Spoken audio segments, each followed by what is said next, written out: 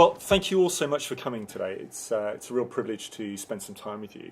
And what we're trying to achieve today is just to really understand what's at the heart of marketing today in B2B, what's keeping us awake at night, and how we're planning for the future.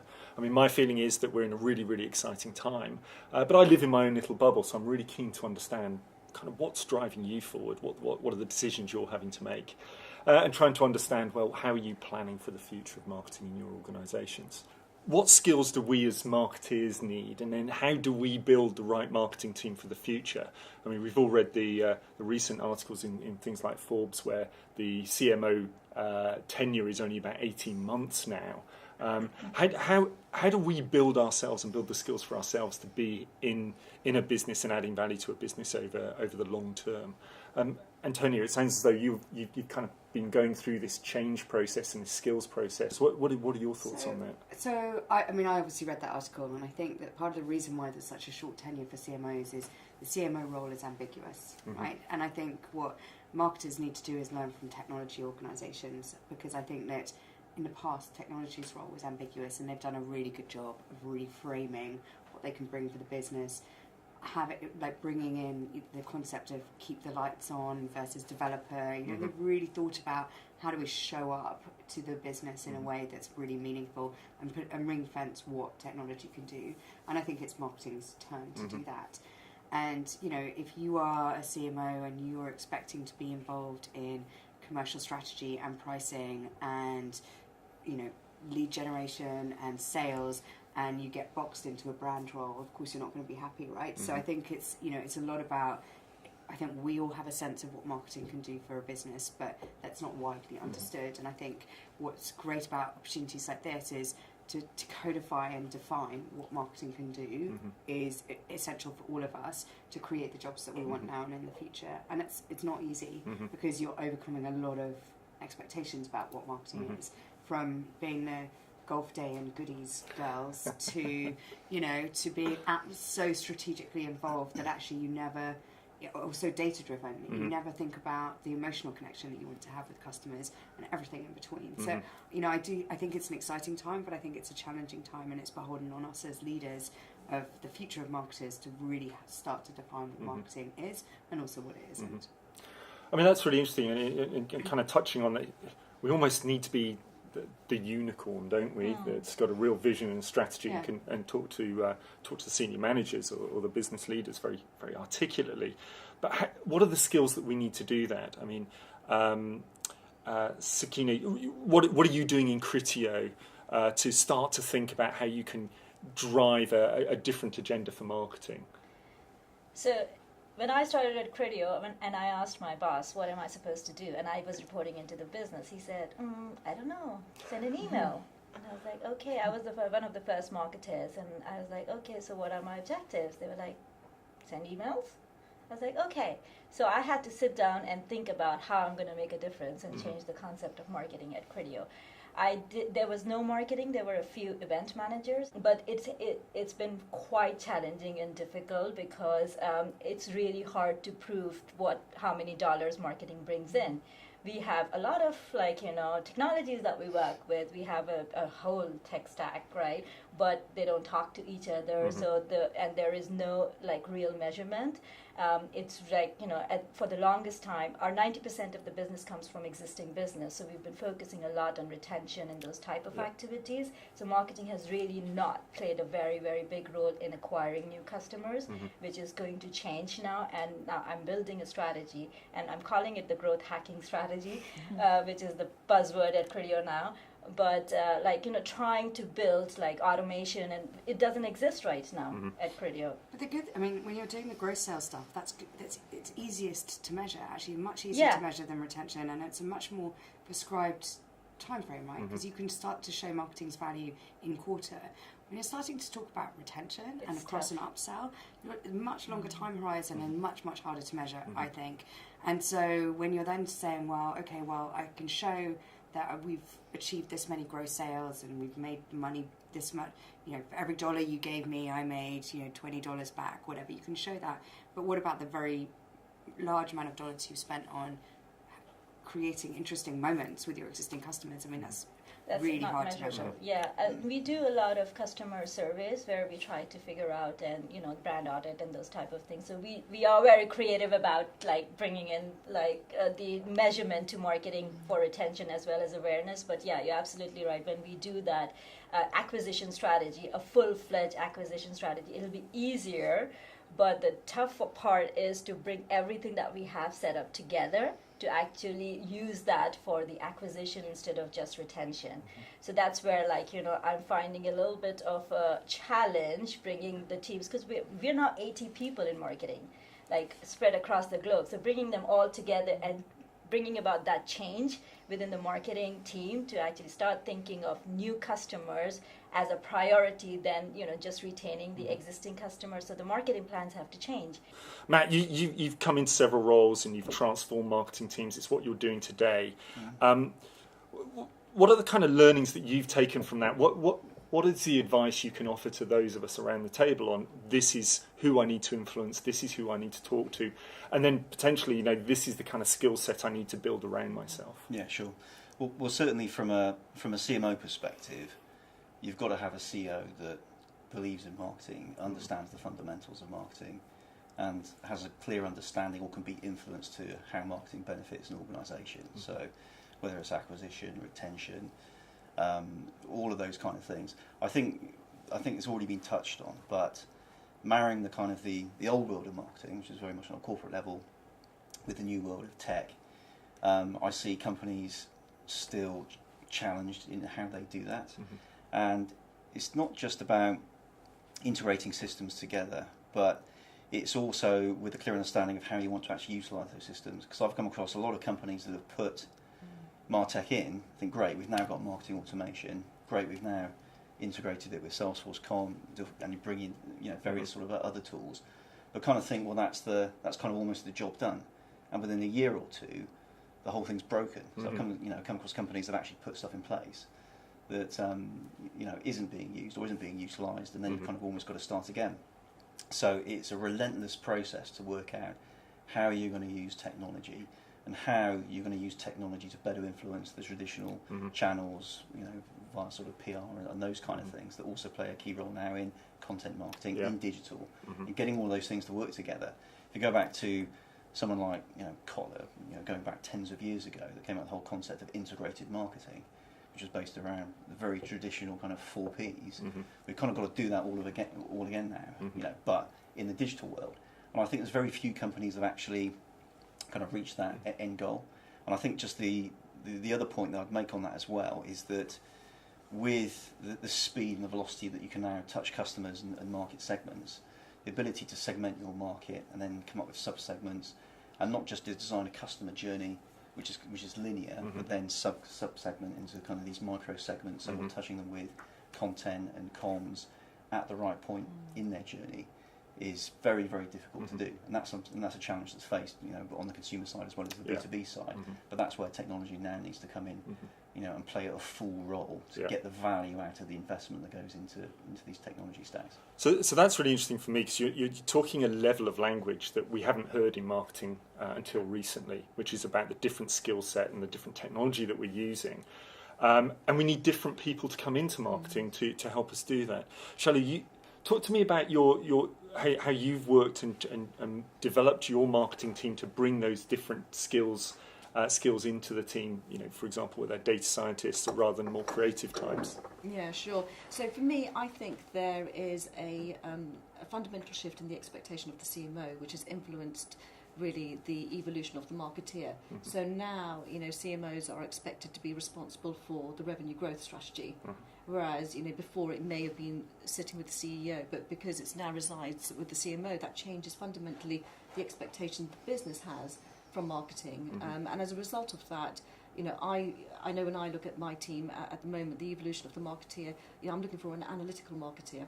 I'm looking for someone that really understands what they've deployed, what are the data points showing us, and what are the learnings. So how do we move towards revenue marketing? And again, in a previous company, I've actually consciously decided not to recruit a marketeer into the team and to bring in a data scientist, because actually, we could both look at the same data points And as a marketeer, I probably look at a set of data points and then create a customer journey because that's what I'm used to doing. But with a data scientist, they'll come in and they'll look at the set of data points and they'll fundamentally see something different. Now, instinctively, as a marketeer, I won't necessarily understand what they're seeing, but actually what we have done, and through experience, we've deployed and adjusted journeys based on the insights from a data scientist. And where we've done that, this one initiative actually delivered us booked revenue. So it bypassed every single traditional, funnel that we're used to as marketeers, and went straight to booked revenue without a sales touch. And so I do think as we start looking at the evolution of the marketeer, we ought to also just be sensitive to the fact that actually sometimes you do need an analytical lens on what we're seeing, because we're so focused on being creative that sometimes you need to have the science of marketing as well play in a team. Fantastic. I was going to talk maybe a little bit later about sales and marketing alignment. That suggestion, or the example you've just given, is that you don't need that, you just need marketing to drive those sales. But that needs to be driven by data and insight and technology as well. Yeah, I mean, sales have a role to play when you're a solution. You're an organisation that's developing solutions and delivering solutions, and customers want to basically have that interface with a sales organisation. But what you can do, depending on if you put the right offer, because typically most companies, or most marketing teams will produce customer journeys, and they'll actually forget to put an offer in. And I've been, and I've experienced that as well. And so these days, it's really important that when you do a journey, when you put together a journey, what's the end point? What do you actually ultimately want that lead to do? Because actually, you just don't want to just feed them content, because we live in a society now where we self-serve. So I choose what content I want to consume at what time and at what point. And as marketeers, it's become really difficult for me to actually just assume that you're going to be on a linear journey, which is email 1, email 2, and then email 3. So sometimes, you might find that the point of influence, is a piece of content that you basically had put out somewhere completely different, in a completely different environment rather than your traditional journey. And that's made more difficult by the complexity of the B2B buying cycle, where there's many influences over a long buying process. Which kind of leads on to, we've already started to talk about this, the tech stack. What technology do we need to enable us to be effective marketers, driving revenue marketing for our business? I don't know about you, but I'm definitely struggling with what tech I've got, what I need to get, what's working, none of it working together. I think IDC produced a report fairly recently that said that on average, a marketing department has 13 pieces of technology to work with. How do we cope with this? How do we kind of get our head around this? I mean, Shelley, do you have any thoughts on kind of what we do? Yeah, I do. So apparently there are over 5,500 tools that are available in the martech world, and actually as a marketeer, one of the key areas of focus for me is the ops person, the role of the operations manager. Because actually, typically, they would be, a right-hand person for me. Because actually, if I look at, as a marketeer, what tools I would touch, first of all, the analytical side and the reporting side. So there's probably 5 tools that we probably can access already there. And then you look at lead management. Okay, there's tools that we all use, there. And then you look at content and social. There's a whole suite of tools there. And I know that on average, a marketeer probably use sort of like 60% of what's available within their company they're probably using. But again, from my perspective, I think there is a fine balance between MarTech and then moving to RevTech. So for example, if you look at the evolution of the customer journey, and if you look at someone like Amazon, for example, Alexa, if I, was to say, and maybe this is how people purchase in the future from a B2B perspective, Alexa, buy me a product, that instruction has bypassed any homepage, any landing page, and actually you now see Amazon as a key leader in RevTech. So that it's so disruptive at the moment. I think the challenge that, and this is where I go back to also the role and the evolution of the marketeer, it's actually knowing what tools to play with and what tools are actually going to give you the data insights, the insights that you need, because actually there are just way too many tools out there for us to sort of like sensibly engage with. Absolutely. I mean, I'm struggling with my, working with the sales team on their CRM, and then working in the kind of the marketing component to that, and then looking at our email marketing automation, having that all talk together. I mean, Matt, do you have any thoughts about how to move forward on this? Yeah. Well, first of all, you've got to get your fundamentals right. So, marketing automation, working with sales automation, the stuff's got to work together, because otherwise sales can't hold marketing to account, and marketing can't hold sales to account. And for me, my handshake with sales is always, right, the target is you guys are going out and generating 50% of your pipeline, marketing will generate 50% of your pipeline. And that's the kind of the barometer that we use to, through lead gen, for taking things into the opportunity cycle, into the pipeline. So if you get your process flow and your marketing to sales stages set up in the right way, automate it, get simple reports. A lot of folks put in this stuff and overcomplicate what they're trying to achieve. Keep it very, very simple. You can start to measure that. So, for example, I can look at a Salesforce dashboard and I can look at marketing generated pipeline, influence pipeline, right through to close won, close loss. I think the other piece then comes in with what else do you need. So if you're bringing in data, data mining or database tools like data.com or RainKing, again, needs to be integrated into that mix and actually used, because a lot of this stuff gets bought and just ends up on the shelf and folks just don't use it. And then you're talking about looking at more of your digital cycle, obviously using your Google tools. But if you look at just recently, actually, the last couple of weeks, Gartner have just brought out a new research note on marketing, campaign management tools. And the good news, or the bad news, depending on the way you look at it, is there's more tools coming out, and you're going to need more tools to survive and thrive in the digital world. So they're kind of now splitting things down into clear data management, not just the campaign management, but also the mobile aspect as well. Because, as we know through these customer journeys, someone might start off on one channel, which is typically going to be their mobile, even if it's to receive an email. But then you've got things like Facebook Messenger.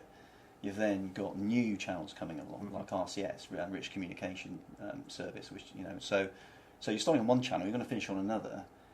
How does the journey resolve itself? How do you touch the customer or the prospect at the right time within that journey? So orchestration is the theme that's now starting to come in. So you'll see the marketing cloud guys now talk about orchestration. Now this is new for the big guys, so the Adobes of the world and Salesforce. So the reality is you are going to need additional pieces of technology that aren't necessarily provided by the bigger marketing cloud stacks. So you've got to be massively diligent and look at a point in time of what do we need today to be effective. I'm a big believer, certainly in the environment that I'm working in, where we're using a lot of account-based marketing kind of techniques, because we're targeting large customers, that you've got to be able to integrate well with sales and get that handshake right. And that's, for me, is where Martech has to kind of start for that type of enterprise if you're targeting that kind of corporate customer. Interesting. And Tony, from your perspective, you've got a global view on this. How important is technology to you working in that global environment? I mean, obviously, having the technology, to your point, is that's the table stakes. I think, though, that your point was right, which is, for me, it's I kind of almost don't care which system's giving me the information. The information is interesting, but it's only interesting insofar as you can ask why. Why did this work better in the US than the UK? Why is it that we can't reach customers in Germany when we can reach? Why? And you have to be interrogating the data and asking the right questions. Because if you're not asking the right questions, then to your point, it's just interesting technology, and I can get reports on anything I ask for. Honestly, we love data as a company. Yeah. I can get reports on pretty much anything I want. We also have products, and I can get all sorts of data about that.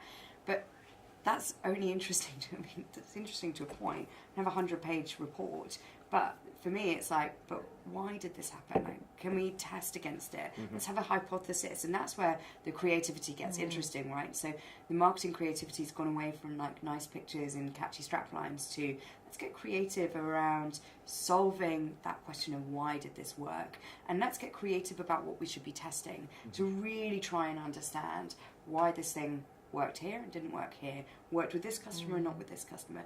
Why is it that the pickup of this product is better than the pickup of this product? What's happening? Let's understand that, and then let's get creative about how we test into it, which is then you get a very interesting channel strategy, which is all around how you surround the customer, and that's where you're manifesting your creativity today, rather than what does a flat out-of-home ad look like, right? Yeah. Which is just sort of boring and dated. So. Interesting. What I take out of that is, it's a feeling that I have, is big data is important, but it's the small actionable insight that is critical. Exactly. In a tech-driven organisation like yourself at Criteo, how is the MarTech, how is the technology enabling you, or isn't it? We have around 20 platforms that we use at Criteo for different things. We started working on ABM strategy, and we had to get something different, completely new tool. And that tool worked in the US and not in the UK. So when we wanted to launch that in the UK, we had to look for another technology. So we have so many technologies, and I get so many reports on a daily basis that I'm just like very, very, very burdened by what to look at, what not to look at. But I would really work very closely with our data scientists and my operations team to figure out like what should I be looking at, and then also my marketing. And a very interesting point, my marketers are very creative. They're not analytical. They are very creative. They come up with really good ideas. We are working on something, we're calling it Lightning Strike, for a new brand story. And the idea that came out was amazing. When I asked them how are we going to measure it, everybody was like quiet on the table. So it's really hard for me to get them to give me insights that I could potentially use for anything that I want to work on. So I use a lot of all of those technologies, and they don't talk to each other. Our email service provider, as well as our automation platform and Salesforce, they don't talk to each other, and they belong to the same company, Salesforce, which is really amazing. So we need to, and there's a lot of manual work, but my operations team is doing it. We're trying to get them integrated, but it's a longer process than I thought. So they are actually looking at the insights on a daily basis, giving me really good ideas, but the marketing team is actually then coming up with different campaigns on how we can address this. So from the technology perspective, we are using a lot of them. I don't think we are using them to the maximum. We can actually, I think we can scrap 50% of them and still be able to get what we want. But at the same time, it's which 50% to get rid of right now? That's a question.